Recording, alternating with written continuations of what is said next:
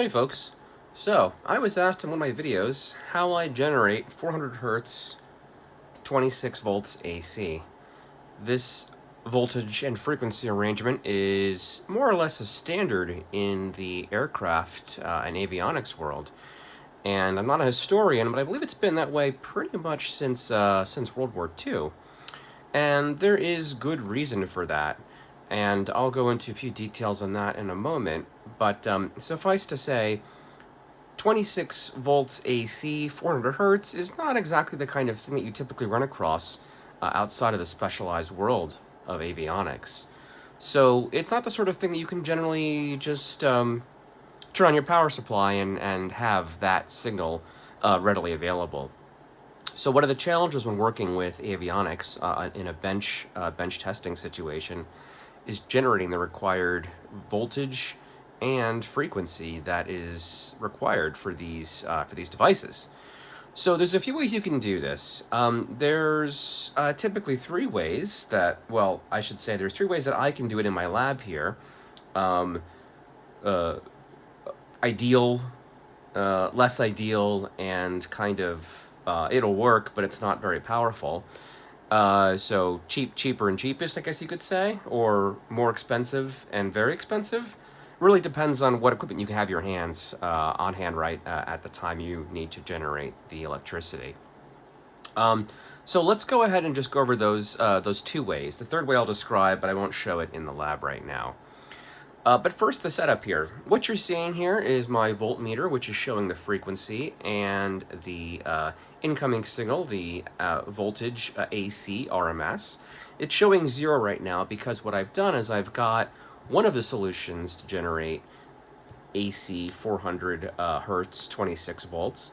And this method right here is probably the cheapest method that's most readily available to anyone, the home hobbyist or otherwise. What this is, and I apologize if the focus is a little weird here, what this is a aircraft inverter, a DC to AC inverter, and is designed, and again, not sure if you can see this, but it is designed to take a DC voltage in the case of this model, 28 volts DC, and output 26 volts AC, 400 hertz. One phase, and it supports up to 10 amps AC. So you can see here there's basically three inputs. There's ground, which is the common for both the AC and the DC. 28 volts DC in, 26 volts AC out, and both those leads share the common. So these two leads here are my DC 28 volts in, and then they share the common, and then this lead here is my 26 volts AC out. So a very simple device, solid state as a transformer in here. This thing weighs maybe about a quarter of a pound. So all in all, not too bad. Downside of this, of course, that it's not a large unit, so it's designed, maybe for running smaller objects, items, and good for bench testing.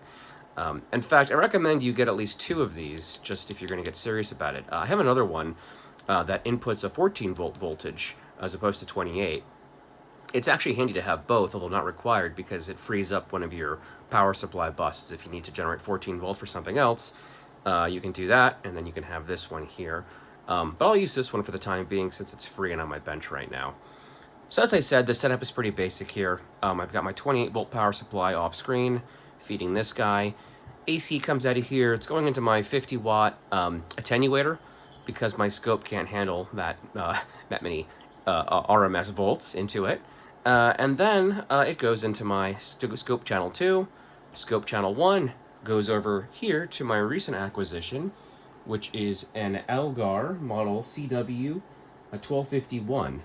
Now, this is a designated adjustable AC out power supply. It will generate from 0 volts to, I believe, to 70 volts, from 45 hertz all the way up to 500 hertz. So 26 volts AC, 115 volts AC, 400 hertz, not a problem. It'll do just about under 10 amps. And it's 2U sized, very compact, and I'll give a shout out to the where I acquired this in the comments. But this, I would say, is probably your best option if you can find one. I got this guy on eBay for a steal, and it was sold as being parts, and I was able to make it work. So it is in perfect functioning order. They generally are quite expensive if you were to get them even used in working form.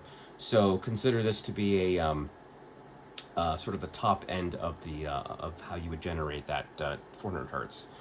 These can be had for around $100, maybe a little more, maybe a little less, what you can find.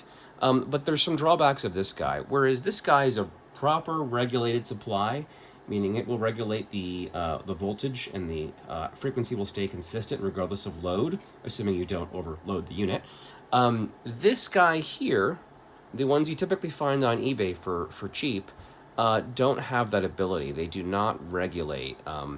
If you vary the input DC voltage, it will actually vary the output AC frequency and amplitude. And I'll show you that right now. Generally speaking, plus or minus a little bit isn't going to hurt anything. But it's worth noting because depending on your needs, you may not want that kind of a situation. But let's go ahead and show you, since I've been rattling on for a bit. So what you're seeing here is the beautiful sine wave output from the Elgar right here. And as to be expected, this is a professional grade unit, and it's designed to do basically one thing, and that is to output a true RMS, true sine wave form. And just to show you here, I'm going to go ahead and adjust the frequency knob. Now, the amplitude here isn't so important, but it's about 10 volts RMS. But I'm going to go ahead and adjust the frequency. We're at about 500 right now, and I will take it down all the way to its max, and we're getting very low. That's 43 hertz right now. So very flexible. The amplitude, you'll notice, is staying very consistent. It's also very quiet.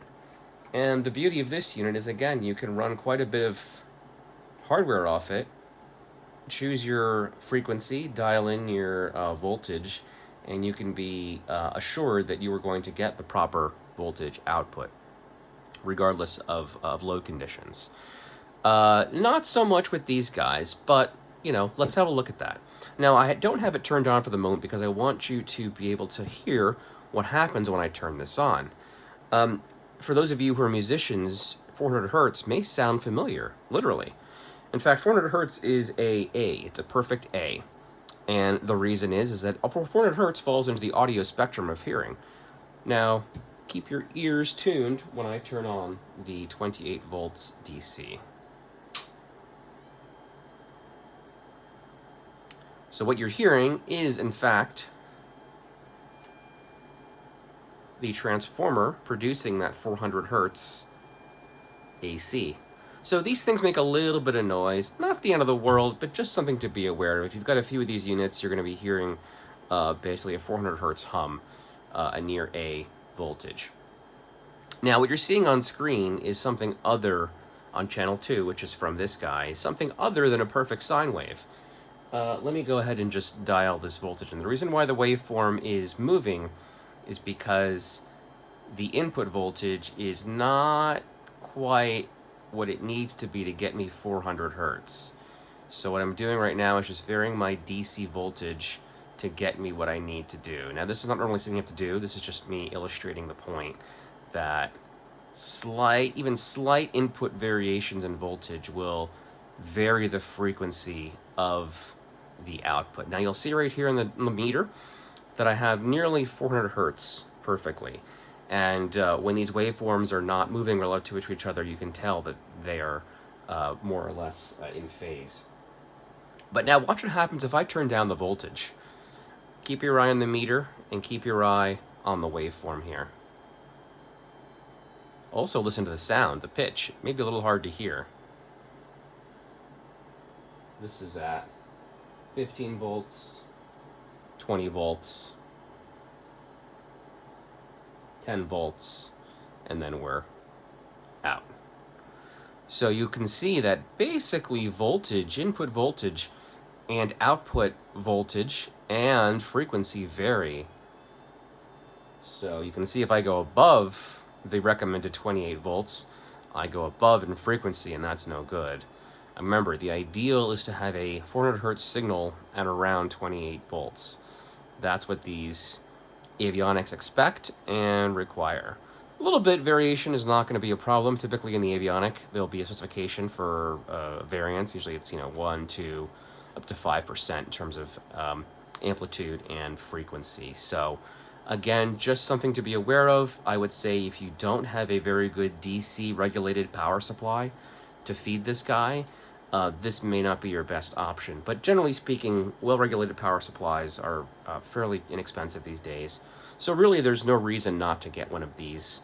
They're the cheapest option. They're going to do a very good job. And as long as you don't exceed the amp requirements on these, you're going to be very, very happy with that kind of a unit. Going back to the waveforms, the reason I showed the oscilloscope here is because I want you to see the difference in waveforms between a very high quality AC form generator and a less expensive one.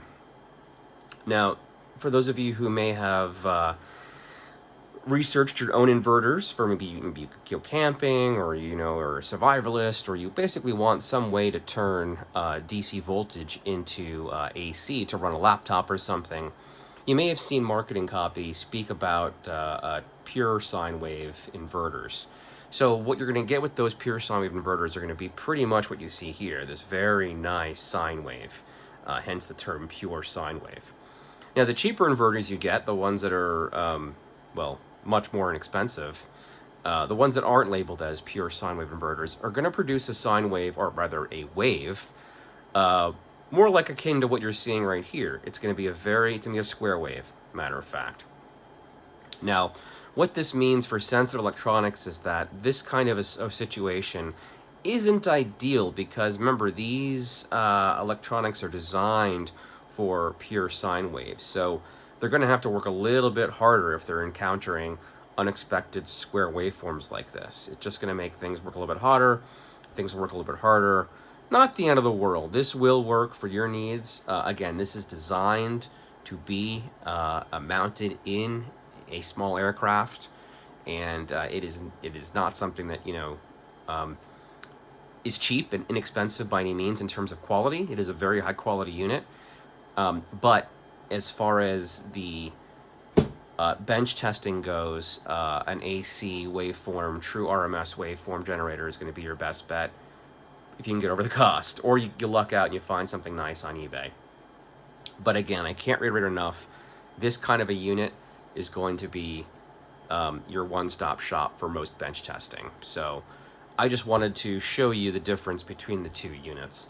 And once again, I'm going to go and show you, I'm going to turn off channel 1, and I'm just going to show you the waveform of the guy right here. So again, we're at about 400 hertz.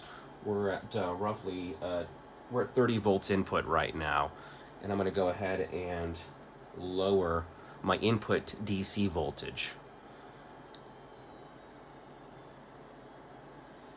And again, as I do that, not only does amplitude decrease, as you can see here, the output voltage AC is going down, but the frequency is going down as well. And until it shuts off. And likewise, if you bring it up above around 30 volts, you're going to get more amplitude and a higher frequency. So you really have to be sure of what your input voltage is so you can get that frequency you need. So just a caveat there. Lastly, even though if you have to ask the question of how do I generate 400 hertz 26 volt AC electricity, you probably know why you need to do it. But just in summary, for folks who may be coming across this video and asking themselves why all the fuss and bother over such a sort of an exotic AC voltage, well, I have here my handy dandy aircraft electricity and electronics book. And this is geared towards the study of aircraft, specifically aircraft electronics. So, of course, it's going to cover many of the topics and concerns that anyone servicing aircraft would come across. And to that end, we have a little section here on the very important question is, you might be wondering, why use alternating current to power aircraft electrical systems? Simply stated, AC power is much more flexible than DC power. Alternating current is produced by aircraft generators and alternators. This power must be converted to DC if such power is desired. Since converting AC to DC does require a bit of some power itself, it only makes sense to convert as little as possible and use mainly AC electrical systems. That covers the overall reason for it. It goes on and gives some examples. But just it's safe to understand that many avionics use things like synchros, which are require AC currents to work, and there are also flux valves, which help keep directional gyros pointed true north.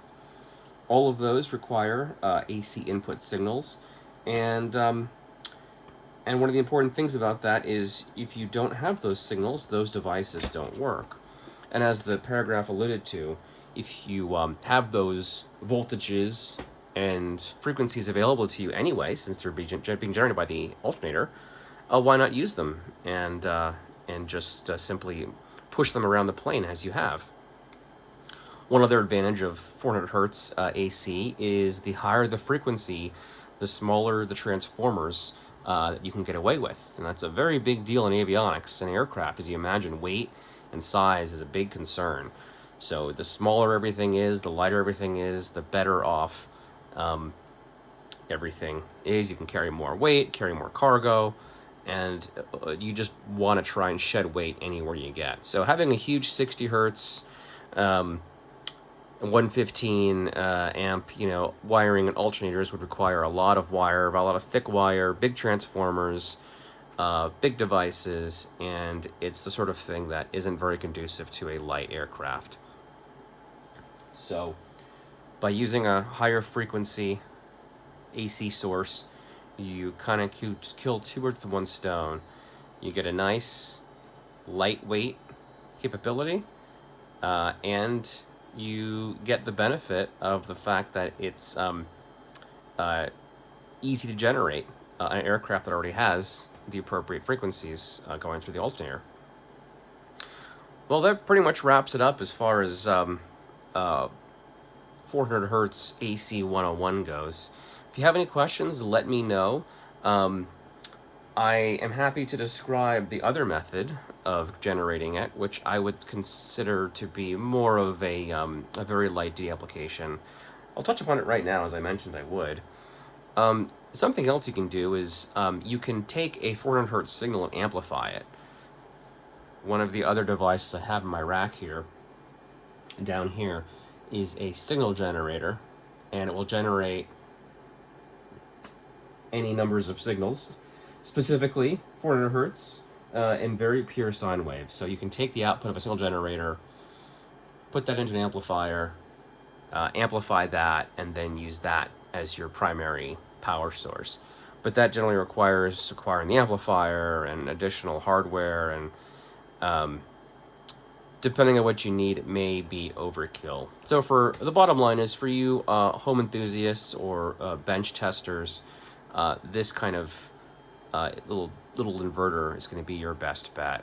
And if you're fortunate enough to come across one of these guys on eBay, the Elgar AC sources, variable voltage and frequency sources, are also going to be a tremendous boon.